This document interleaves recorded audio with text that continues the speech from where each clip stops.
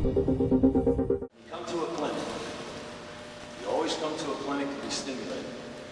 Stimulated. You always go to a clinic and you listen. In 1987, I did a clinic in Portland. I'm on for 4 hours starting out. John Wooden was on for 4 hours Saturday morning. John Wooden was 72 years of age.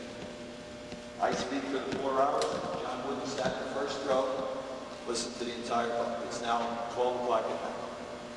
I'm sorry, it's 11 o'clock at night. I talk from 7 to 11. They now ask the people to ask the two of us questions. The two of us get up, we sit on the stage. I'm coaching Knicks. John Wooden is retired. He's 72. Kid in the back of the room raises his hand. He says, Coach, there are 800 coaches, 850 coaches. I raise his hand and says, Coach, what do you miss about coaching? Without even batting language, you know, he always says that. He goes, the smell of the gym. Sitting there. Smell of the gym. Great answer. Naturally, the kid didn't know. He was like 22 years old. He never said another word. So the clinic went on, asked questions, everybody leaves. He says, Hubie, I got to talk to you on the phone. I said, sure. I just got on a sport coat shirt and tie. We walk out in the corridor of this Marriott hotel. He takes off his coat. I think we all know John Wooden is in the Hall of Fame as a player first, and then as a coach. So he takes off his coat and he puts it on the doorknob. 3 young guys are coming through. He says, fellas, would you please stop? Now remember, he is coach, 72, in his shirt sleeves. And he goes, you 3 guys read the fast break. Now if you know anything about Wooden, he was an All-American point guard at Purdue. So he says, Hubie, let's go through that ball back again. He said, I just got to get the feel. He did. It's 12:15 at night. He's 72. He's in the stands, in the hallway of the Seattle Mariott. Here's what I'm in the back. He goes, okay, here they come. So the 3 guys, he says, okay, I got the ball. I understand. Change the direction, no problem. First pass is made. He says, okay, here I come. You got a first pass. He says, let me get the feel. Now remember, because we're not on court, we're just using an overhead. So he says, okay, now make the pass back to the top. Who's got it? I said, I got it. So I go back again.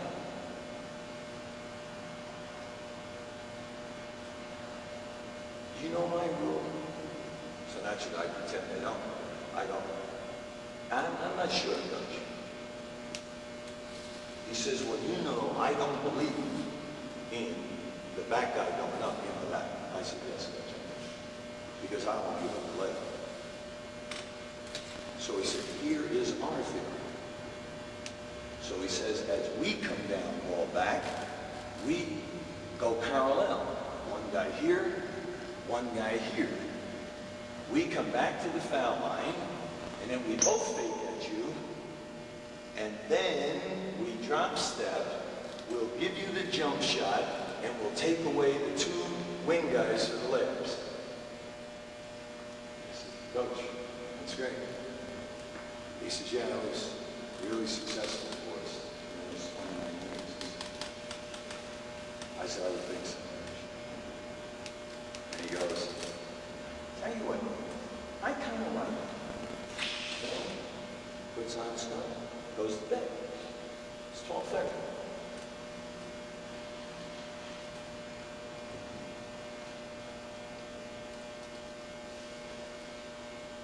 Don't let anybody tell you take basketball too serious. They're the non-teachers. When a guy tells you that, I guarantee you he's coaching all the talent. He doesn't know what it's like. And teach you a basketball. Say get beat by 20, get beat by 10. But the kids are learning and you're coaching. You are a teacher first. When you're the teacher and you retire, you understand the smell of the gym. It's not the games. It's the teaching. Now I understand what the man meant. He misses those 5x8 cards. And the 2 hours meticulously down. And the air horn going off every 2 minutes and 3 minutes. That's the smell of the gym. The chemistry, the making the guys play together, the developing of the potential. Everything that we've talked about here.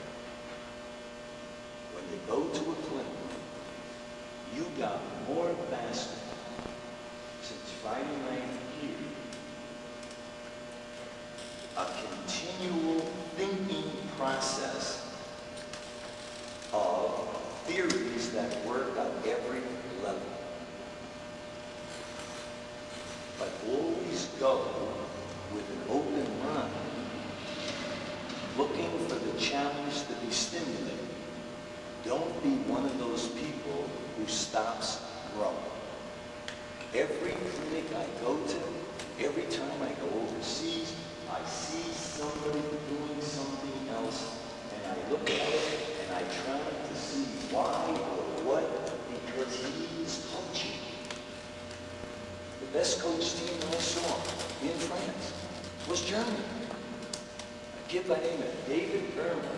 They've won the German championship 12 straight years. This guy runs incredible, beautiful, continuity stuff. And maybe they run.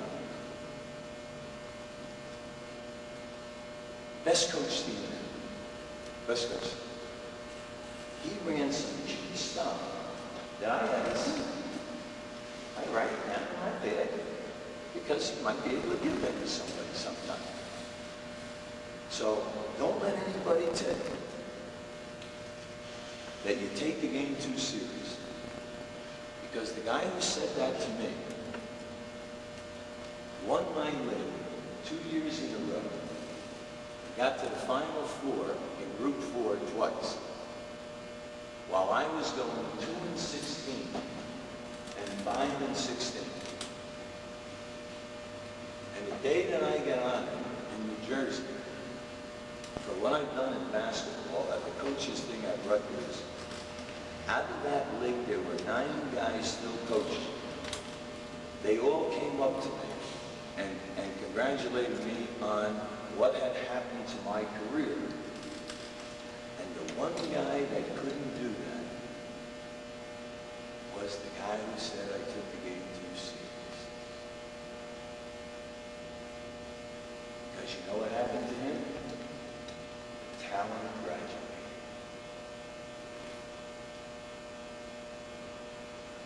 No black kids.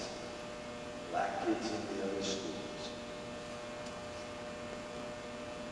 He gets fired after 10 glorious years.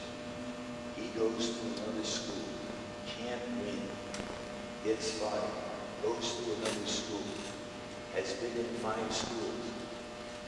Why am I telling you this? Because for 20 years he always won. He didn't know that the talent won the games. Don't miss what I'm telling you. When you lose early, you learn how to coach. You know what it's like to manufacture early basket. You know what it's like to get your ass handed to you by 50. And you appreciate winning because you know who you appreciate? Kids who play. If you're not winning, Jack, unless you got talent. And when you learn that early, you can handle this coaching shit. But when you earn it late, you know what it does? It chases you away from the game, and you become very bitter of all the people who passed you by. Bitter. Don't let that happen to you. And when somebody tells you that you take it too serious, only let it fade. You know why? You want to be a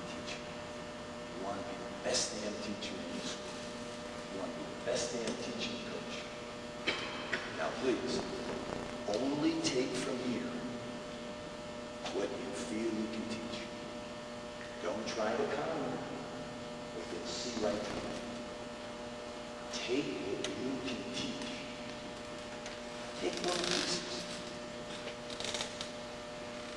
For Jack and I, it's a lot of fun. For you, we hope you're satisfied. The most important thing is we appreciate you coming by. Remember, stay stimulated, and remember at 72, I want to see if you still can get down from your stance and play that ball back. Thanks a lot.